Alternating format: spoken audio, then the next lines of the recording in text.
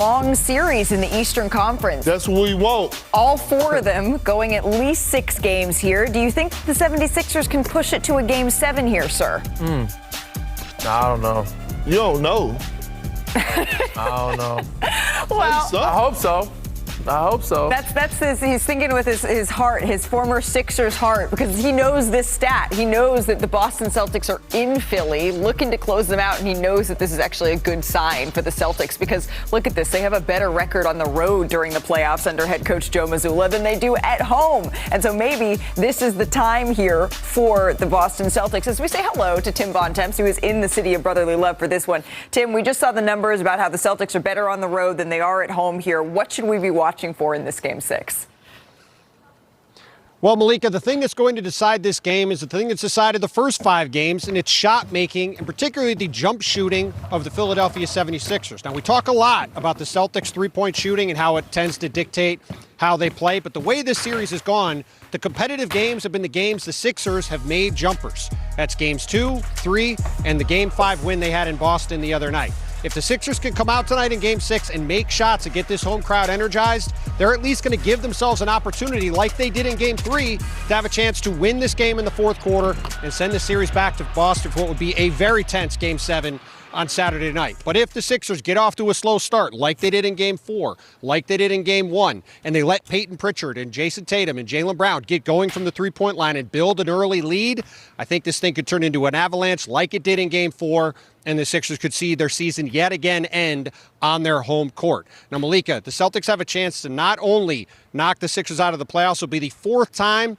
in Joel Embiid's career he will have lost to the Boston Celtics in a playoff series, and it will be the 7th time in a row the Celtics have won the longest rivalry in NBA playoff history, going all the way back to 1982. So a lot of history on Boston's side in this matchup. We'll see if they can continue that with a winning Game 6 tonight. Yeah, this is certainly one that has a lot of, there's some bad blood between these two teams, but it's also a lot of fun to watch these two play. We'll see if the Celtics can get it done on the road where they like to be. Tim Bontemps, enjoy the game, and we will continue to check in with you. Either New York City, you say it. Oh, yeah, say go New York, go New York, go. Jalen Johnson out defending. On Brunson, doing the move, showing the work. Step 3, 4, 2.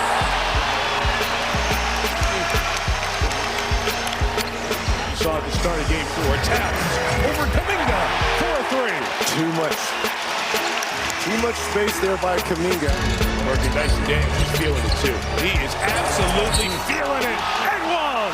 Yeah, Melo loves it. Another 30-piece for the captain. How about the Knicks? They're on the verge of winning a first-round series for the 4th straight season. That's something that the franchise hasn't done since the Ewing era when they won 9 straight. But they're going to have to get it done on the road in Atlanta, where the Hawks will look for some, magic in their city. As we say hello to Vince Goodwill, who's in Atlanta with the dance team behind him. I hope this means we're going to get a show. We got Knicks-Hawks Game 6 tonight, Vince. What are the Knicks saying about closing out this series? I don't know what type of show you're talking about from me, but as far as the Knicks, Malika, I asked Mike Brown in the aftermath of Game 5 about closing out this series, and he said, you know what, these playoff series are so physical. You want to get as much rest as possible when you look around the league. 3 Game 6s tonight. If the Knicks and Celtics advance, Game 1 of that series will be Saturday afternoon. Not a lot of turnaround time for a guy like Josh Hart, who has a lower back contusion, so it will behoove the Knicks to not go into a Game 7 because you might be playing a Game 1 in 36 hours. Right. They want to get this done so they can get as much rest as possible. And I'm looking at Karl Anthony Towns here. He got more touches in that last game, but he only took 7 shots in Game 5. So how do the Knicks plan to utilize him tonight? Malika, it could be very much more of the same. If you look at the last 2 games, the triple-double in Game 4, he only had 10 shots in that game. He had 6 assists in Game 5, only 7 shots. That is a healthy diet of at least usage for a guy like Karl Anthony Towns, Malika. When you look at the Knicks offense, their best 2 performances have come with Karl being the hub, getting Jalen Brunson off the ball, giving OG Anunoby better shots. Maybe this is a formula for this particular series and something that they can carry on to the Eastern Conference semifinals. Vince Goodwill, thank you so much for the insight. I know you got to join the ones and twos now. We're going 1 There you go. and 2 and 3. Come on, Vince. There it is. Only on the twos and fours. Only on the twos and fours. It's been out there in Only on the Atlanta twos for and about a fours, y'all. week and a half now, too. You don't think I know? Vince, enjoy the game tonight. We appreciate it. Perk, you're just, I Calling was just him out trying out to, there. the extra time in Atlanta, that's his business. Yeah, that's my his guy, though. business. You know I love him. Perk, the one thing you want to see from the Knicks offense tonight, it's not joining the dance routine. It's what? You know what Rue is? Rue? You know what Rue is? don't. I can't Okay, it's crazy because you lived in New Orleans for a minute, right? No, I did not live in New Orleans. I spent some time there. You spent some time there. Okay.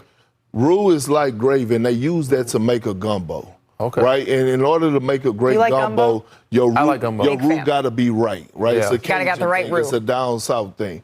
Mike Brown has the roux for his gumbo. Okay. Don't go switch it up. You got the recipe. There you go. The recipe is right there. Spices. You used it in Yep. game 4, and you used it in game 5, and you won in great fashion, right? It's the pecking order is there. Karl Anthony Towns and Jalen Brunson are your 1-2 punch. Everybody else falls in line. Josh Hart has become your defensive stopper. Yeah. Don't change anything. The adjustments is not on Mike Brown. The adjustments is on Quinn Snyder and the Atlanta Hawks. But you have the recipe, and you got to feature Karl Anthony Towns. It's not about his shot attempts. It's about him initiating the offense, because guess what?